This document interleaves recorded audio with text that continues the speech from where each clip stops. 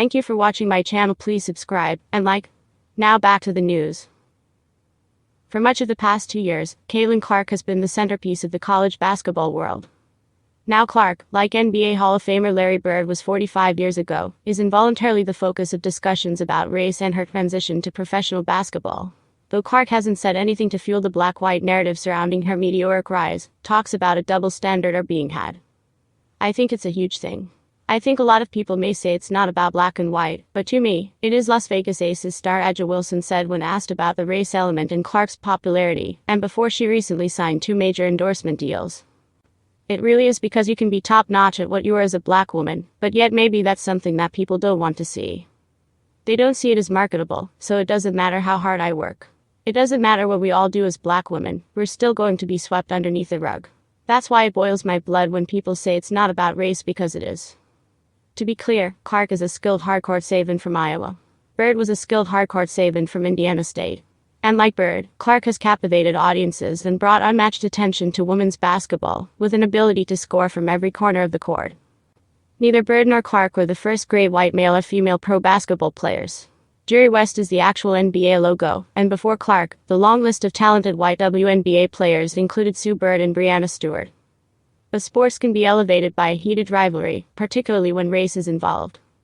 Clark's rise has come with an on-court bravado that made her must-watch TV, as she led the Hawkeyes to back-to-back NCAA championship game appearances.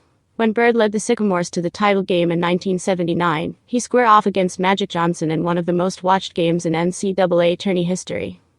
At Iowa, Clark's on-court rival in the NCAA tournament was former LSU star Angel Reese. Then she took on women's juggernaut South Carolina and coach Dawn Staley.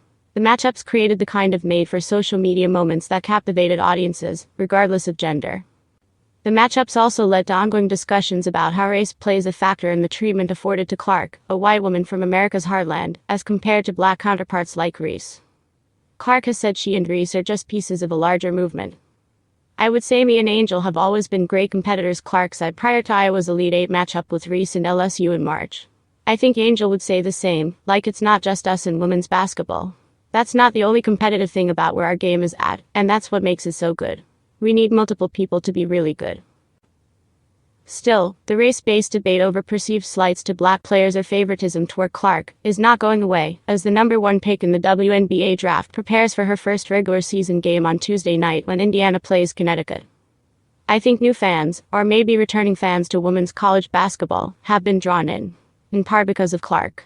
But also, because of the LSU-Iowa rivalry, said Victoria Jackson, a sports historian and clinical associate professor of history at Arizona State University.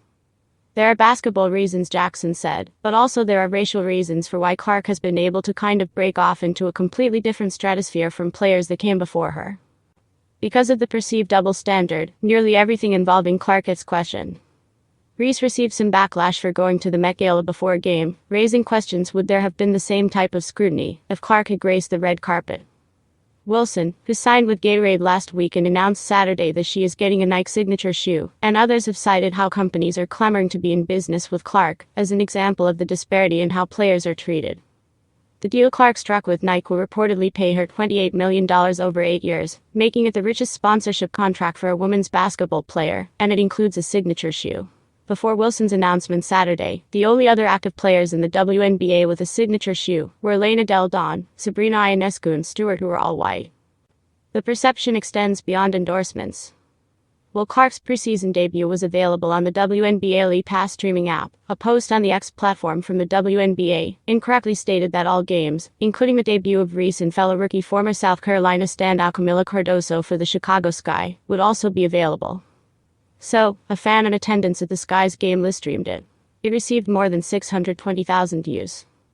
In an apology post explaining why the Sky's game wasn't also available, the WNBA said Clark's game was available as part of a limited free preview of its streaming app.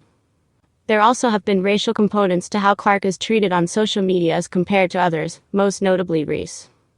Reese, who has previously spoken about the vitriol she received online, was recently attacked again after she missed a preseason practice to attend the Met Gala.